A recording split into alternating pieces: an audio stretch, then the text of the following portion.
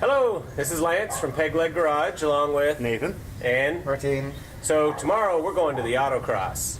What is the autocross, you may ask? Nathan, do you know what the autocross is? No, because you're the new guy to the bunch. Martine and I, however, have been doing this for a little while with our vehicles, but Nathan was kind of left out. So we wanted him to have a chance to have some fun with us, crushing cones. So autocross comes from the Sports Car Club of America, SCCA. Here in Arizona, AZ Solo is the all-volunteer group that runs it. The idea is, instead of getting on a racetrack and racing car to car, fender to fender, and maybe damaging your car, going off track into gravel, hitting barriers, things that will mess up your pretty new Hyundai Veloster, you're going to go into a large parking area where a course has been marked out in cones.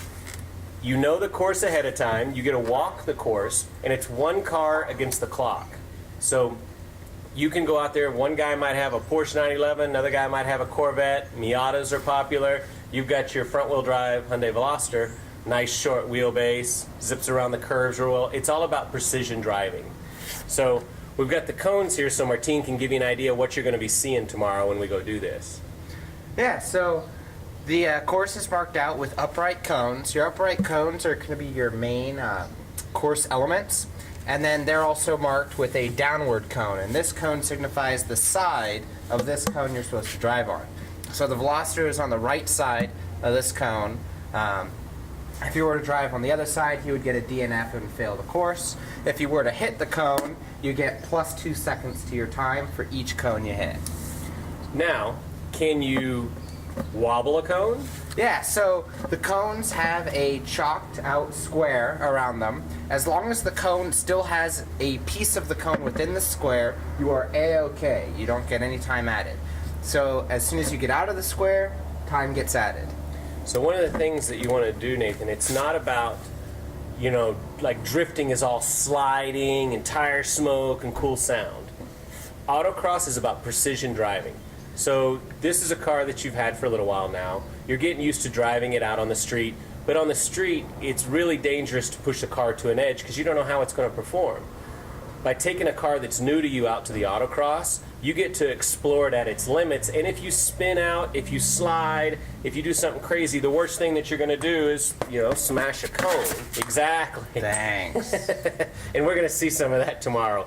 Some people actually tear up so many cones, they get something called an extreme DNF. Do not finish. Do not finish? That's do what not, DNF means do not finish. So at our particular event, we have coined something called an extreme DNF. And that's where you go sideways through the finish and take out quite a bit of cones. To clarify from earlier, it is the same course for all of your 8 runs, but then at a different event, that same course will never repeat itself again. So every time you go out, you get a brand new experience, a brand new course. Everyone who's coming, whether they have years of experience or are brand new, they are all new to that course, so it's an even playing field for everybody. Now, is this race competitive, or is it just for fun?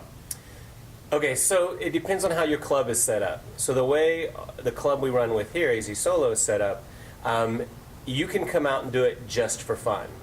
However, they keep track. They do a spring series, a fall series, winter series kind of thing, where they, over the course of 3 or 4 races, they keep track of your times. And they give away little trophies like your old baseball trophies, the little kid trophies. It's still just for fun, but it's for bragging rights. So that you can say, hey, even though some guy has this really expensive car and you have your really affordable Hyundai Veloster, over the course of 3 or 4 races, you might actually be faster than he is if you guys are in the same class. And that way it also breaks you down by class, so you're only competing against people that have similar equipped vehicles. So when we talk about classes, there's something called pack scoring.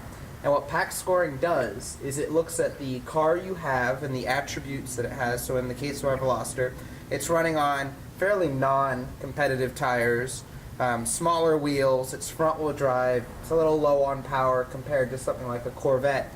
So it's actually going to get a handicap against the Corvette in the scoring so that the scores actually look very even. So if Nathan were to get a 53-second time and the Corvette got a 46, they would actually be getting the same score. Now remember, these are ballpark numbers. Right. They would be getting a similar score, even though Nathan went significantly slower. He still was a just as good driver at that speed due to Right. the ability of his car.